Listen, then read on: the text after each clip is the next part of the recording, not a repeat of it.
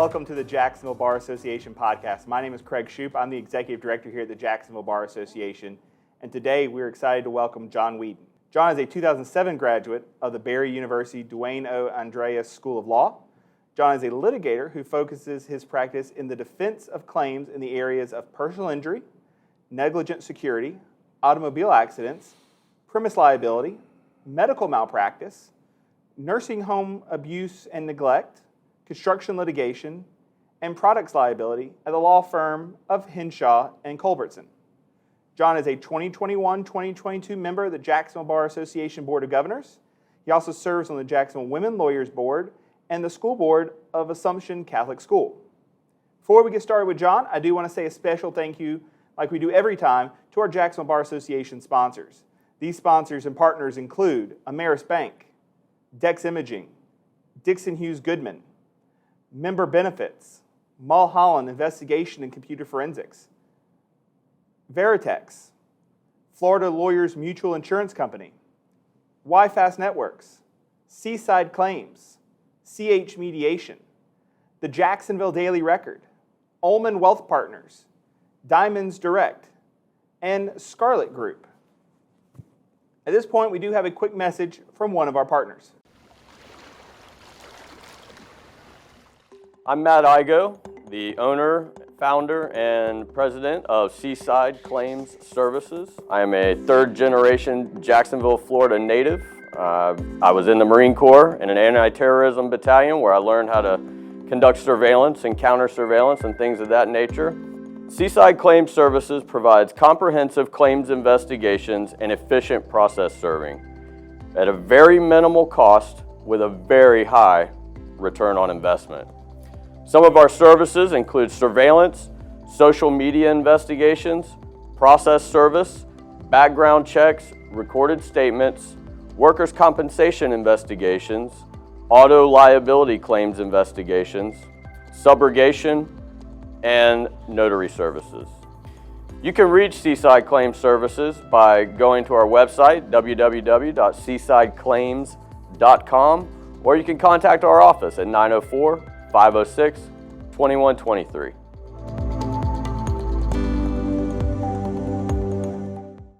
We appreciate the support of all of our sponsors and partners of the Jacksonville Bar Association. Well, John, with that, welcome. We're glad you're here. Thanks for joining us. Hey, thanks, Craig. Thanks for having me. Hello to everyone out there. So, tell us a little bit about you growing up and what led you down the path to become a lawyer. Well, growing up, I'm from here, from Jacksonville, born and raised, and I went to Bishop Kenny High School across the river there. What led me to become a lawyer, it's really quite simple, actually. My father is a lawyer, and he and I are very close. I look up to him, and I've always wanted to be like him. He's been practicing here in Jacksonville at the same firm for 46 years. I know when I was a kid, I used to have a shirt that said, "My lawyer can beat up your lawyer," and I always thought that was so cool. So really, that was the only thing that I ever thought of doing. But I took a year off after college and went and worked as a paralegal in Charleston, South Carolina, to sort of make sure that that's what I wanted to do, get the law firm experience. And I worked as a paralegal at a civil defense firm local to Charleston, and they had a wide variety of stuff. And you know, took the LSAT, prepared for law school, and went to law school down in Orlando. Fell in love with Charleston, wasn't ready to leave, so I came back that summer, and then I actually went back and started practicing there for the first 4 years of my career, committed to taking 2 bar exams. So that's how much I enjoyed Charleston. So practiced there for about 3 or 4 years. The goal was always to move back home to Jacksonville. I've always loved home. I drove back home for every single Jaguar and Gator game when I lived in Charleston. That's a commitment. It was, and the team was pretty good, was decent at that time. 2011 is when I moved back, and that's when we had some bad years, and I remember thinking, I'm really glad I'm only having to drive 10 minutes for this. But moved back here in 2011, and I've been practicing here ever since. I'm sitting here thinking there's probably a few Jaguar fans out there listening to this that may think you need to move back to South Carolina to bring us back some winning years of the Jaguars. I was here for 2017, though. Okay, then So, you broke the curse. I did, and I did go up to New England to that game, and we almost had it. Miles Jack still wasn't down. No, he wasn't, and now he's not on the team anymore. So all these years you've been practicing, I know you've tried and been a part of a variety of different cases. What's a cool story or memory you have from one that you've been involved in? So the one that comes to mind, and this is kind of a long story, I'll try to make it sort of quick and brief, but it was when I was an associate in Charleston. The firm I worked for was National Counsel for electrical company cherry picker trucks. And there was a big trial in Scranton, Pennsylvania. Home of the office? Home of the office. So I actually told my boss about that and procured him the DVDs to watch for some jury research. And he said, John, could you procure me some of the compact discs of the program Office? And I was like, I'll get you the DVDs. So, trial up in Scranton. It involved an electric worker up there who was using the truck and got electrocuted in the lines and lost both of his arms. So it was a big case. And my job as the associate was to find whatever you could find to discredit the plaintiff experts. Because, of course, the plaintiff experts are going to say that it's the fault of the truck. And so there were two experts, one that was in Pennsylvania, one that was in South Carolina. And, the firm was National Counsel, so he said, take as much time as it takes. And I went on, I called, I researched, I called attorneys all over the country, gathered transcripts of these two guys, 300 some transcripts, and went through all of them. Well, I divvied up some of them, but I actually had to skip the bachelor party that I planned for my best friend because I had to go through things for this. But it was worth it because on Westlaw, I saw someone try a case against one of the experts, and I recognized the firm name, and the firm name was a firm where my law school roommate was working. And I called my law school roommate and said, hey, do you guys have a file on this expert? And they went into a garage and pulled out a box and sent me the box. And in that box was a holy grail of things that this expert used to have on his website years beforehand that were not on the website anymore. Said things like how to work with an expert, how to hire an expert. And then the main highlight was make sure he slants some of his testimony to the other side so he seems credible. And so that was a huge find. And there was another one for the other expert where he testified for the plaintiff in about 300 cases, and he testified for the defense in one case, and I found that one case. And of course, he said all sorts of things contradictory to what he'd been saying in every other deposition. And so both those witnesses, both those experts were discredited. We won the case, defense verdict, and I was the hero at my firm for a while there. That bought me a lot of long leash. That's amazing. That shows what the power of perseverance. Perseverance, and yeah, I mean, needle in the haystack. I mean, I just kept looking and kept looking. And I found it and was like, I think this is it. So yeah, that was early in my career, but certainly memorable. So I know after you came back from Charleston, you've always been very involved in the Jacksonville Bar Association. Tell us why you think it's important to be involved in the JaxBar and maybe highlight some of your service to the bar. Well, becoming part of the bar is one of the best things I did. I know everyone probably says that, but I was appointed to the Young Lawyers Section Board of Governors by my good friend Lindsay Tigert, who was the president of the YLS at the time. And it was easy to just dive right in. When Lindsay was president, one of her, her requirement was everyone at the board is at every meeting, everyone on the board is at every event. And so it was easy to jump right in, and there's a great group of people there, and we were serving the community, and we were having fun doing it, and met some people that have become some of my best friends, some of the best people I know through YLS and through the bar, and I ran the sports league for about 4 years, and that was great as well, just getting to meet people in different practice areas than you. Someone you would never run into while practicing law in town. You would play basketball against them. You'd be guarding them that night, and then you'd, see them the next day or something like that. Recently I had a new case where opposing counsel, I looked the guy up, and it was someone that I remembered from kickball last summer, and I said, "Hey, you played first base on this team, didn't you?" He's like, "Yeah." "Well, I was the pitcher for that team." He's like, "Oh, yeah, I know you." So then right away, we're not adversaries. Right away, we're working together, and I think it's so much easier to practice law that way when you can get along with who you're trying a case against.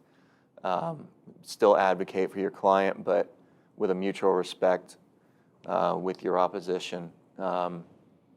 That I think is the number one benefit for bar involvement, is networking and getting to know lawyers. And also another thing, all you lawyers out there, that your family, your friends ask you questions about areas of law that have nothing to do with you all the time. And through YLS, I have friends that do things that have nothing to do with what I do. So it's a great feeling to be able to refer a friend or loved one to someone that you know and trust. Someone who does bankruptcy, someone who does family law, criminal, yeah. Yes, exactly. So, yes, it's very good to know, to get to know people well in other areas, so you can take care of your own. That's a huge thing, I think. How many times do lawyers get that phone call from some close friend in the middle of the night? "Hey, I've got a buddy that just got a DUI overnight. Can you go to first appearance?" And if you're not practicing criminal or not really familiar, you might even have to figure out where first appearance is at. I have had to do that. When you're a young lawyer, you take on those calls, you take them on. But then as you get further along in your practice, you realize it's a better idea to punt to someone who knows what to do. But yes, I did make some first appearances before I had any criminal law experience.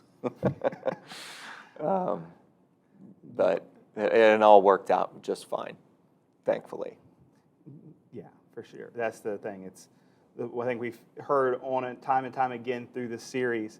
It's the network, it's the referrals, those are great resources that you gain through your connections to the bar and being involved and coming and meeting people, because people can sign up and put on their website they're a member of the Jacksonville Bar, but if they don't come and they're not engaged, they're missing out on a whole part of their membership that's just so invaluable. Absolutely. And of course, a major perk of it is good access to the judges, if that's your sort of thing, if that's your shtick. You have great access to judges. It's a great atmosphere to be able to meet the judge off the bench in that casual setting. So when you go in, you have that better feeling of how you can connect to the judge in your trials, in your motion practice, and Yes. those kinds of things. 100%. You said that very well, Craig. Ask the non-lawyer somehow. Better than I did. So you've been practicing here. We've talked a little bit about young lawyers. You know, as we're in this post-COVID world, we're seeing more and more attorneys moving here specifically to the Fourth Circuit, and we're getting either they're new to the practice or just new to this area in practice. What's maybe a recommendation or something you have other than joining the Jacksonville Bar Right. that these new practitioners should know about practicing here in the Fourth Circuit? Because we're a little different up here than other parts of the state. To attorneys who are from other areas who have moved here, if you've been to a hearing in one of our hearing rooms, you'll see that each judge has a little plaque that says professionalism and civility, nothing less will be tolerated. And I love seeing that, and that's a good description of our practice up here in the Fourth Circuit, and just advocate with professionalism and civility. I think it's something we've had to remind ourselves through COVID, and something some of the attorneys practicing from other parts of the state who've never been in person here, you don't see the table in the hearing room when you're on Zoom anymore. And that's where that little plaque sits on the table where it says that. And it's so important. It's always reinforced at every investiture where the ABOTA group always presents that to the judge. It's so important, and it's really, you're right, it sets us apart from many other places. Yeah, and it's sitting there staring right at you. A heavy-handed reminder. Yes. So, now, this last question is one of my highlights and one of my favorite parts of the series. I'm a foodie, as many people can tell. I haven't missed many meals in my life. But what are some favorite restaurants that you like to go to with maybe you and your family for dinner, or you and some friends, or where are you guys going? I'm glad you've asked for me for different options, because my wife and I are proud parents of 3 small children. So when we take our family out to dinner, it's not exactly a relaxing scene. But when we take them to Cruisers, they will stay in the booth, and Cruisers out at the beach.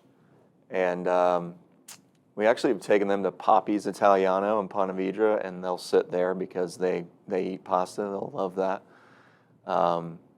Poppy's is great. If it's just my wife and I, date night, or even with friends, we love going to Taverna. The meat and cheese plate is something that we replicate at our house, actually. We make it ourselves now. If it's a special occasion, if it's my birthday or something, you can't beat Ruth's Chris downtown with the view of the skyline in the background. But the crown jewel of Jacksonville is, and I think you know what I'm about to say, Craig, because I introduced you to them, it's the chicken wings at the Crystal. Perfect post-networking event snack. They're just crispy enough, no sauce, and not lots of kick. And but don't eat too many of them if you want to have a productive day the next day. That may be the most unique answer we've had to that question so far. But yes, we were leaving a networking event. I was giving you a ride home, and we did make a stop at the University Boulevard Crystal. We did. And you made me try it in your driveway, and it was fairly tasty. You live in my neighborhood. Yep. So it was fairly tasty. It was good though. Can't say anything bad about the Crystal Wing. Now I took a risk there by saying that, because sometimes they'll run out, and that's not a happy me when that happens. So with that, John, somebody maybe wanted to reach out to you about maybe a question in that civil defense world, or how to be more involved with the JaxBar. What's the best way for them to reach you? The best way to get a hold of me would be through my email and through my firm's website, henshawlaw.com. We are a national firm, and I'm the Jacksonville guy. So you can reach me that way. And you can also reach me through the JaxBar website under the Board of Governors. Absolutely. So, well, thank you, John, for joining us. It's been a fun afternoon here with you. Yes, sir. Thank you, everyone, for joining us, and we look forward to seeing you on our next episode.